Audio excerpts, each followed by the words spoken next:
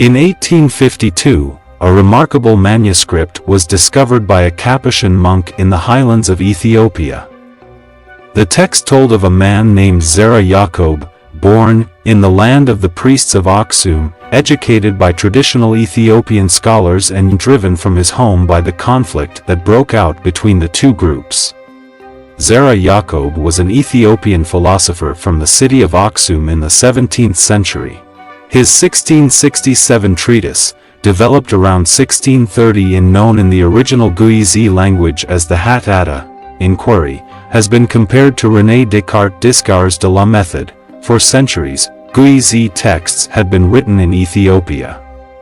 Yakob was born into a farmer family near Aksum in northern Ethiopia, the former capital of Ethiopia under the ancient kingdom of Aksum. Yakob's name means the seed of Jacob. Zer is the Guizi word for seed. Although his father was poor, he supported Yakob's attendance of traditional schools, where he became acquainted with the Psalms of David and educated in the Ethiopian Orthodox Christian faith. He was denounced before Emperor Susenyos, who had turned to the Roman Catholic faith and ordered his subjects to follow his own example. Refusing to adopt the Catholic faith, Yakob fled into exile with some gold and the Book of Psalms. On the road to Shua in the south, he found a cave at the foot of the Tikis River and lived in it as a hermit for 2 years, praying and developing his philosophy. He wrote of his experience, "I have learnt more while living alone in a cave than when I was living with scholars. What I wrote in this book is very little, but in my cave I have meditated on many other such things." After the death of the emperor, Susenyos' son Phazilides, a firm adherent of the Ethiopian Oriental Orthodox Church, took power, expelling the Jesuits, and extirpated the Catholic faith in his kingdom in 1633. Yakob left his cave and settled in Emphras. He found a patron, a rich merchant named Habta Egziaber, known as Habtu, and married a maid of the family. Yakob became the teacher of Habta's 2 sons, and at the request of his patron's son Valda Haywat, Yakob wrote his famous 1667 treatise investigating the light of reason. It is believed that he lived a fulfilled family life in Emphras, and remained there for the next 25 years. He died there in 1692. Yakob's year of death was recorded by Valda Haywat in an annotation to the treatise.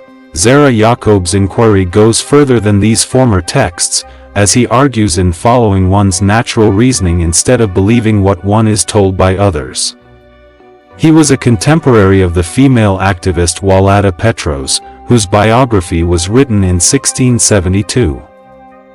In the cave the exile produced a philosophical system of exceptional depth and originality, grounded in an account of a universal faculty of libuna, reason, understanding, or intelligence, which allowed every human being to reflect on the world and its creator, and to literally see the difference between truth and falsity, good and evil.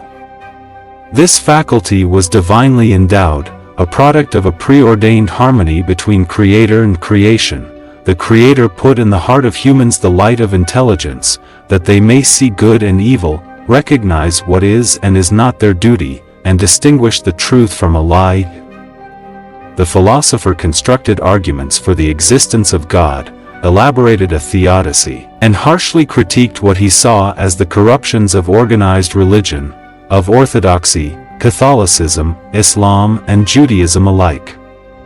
In his later years, having descended from the cave to live a simple life in the town of Emphras, the philosopher gained a disciple, Valda Haywat, who encouraged him to write down his ideas, and who would develop his thought into a system of social ethics in a companion treatise, the Hattata Valda Haywat.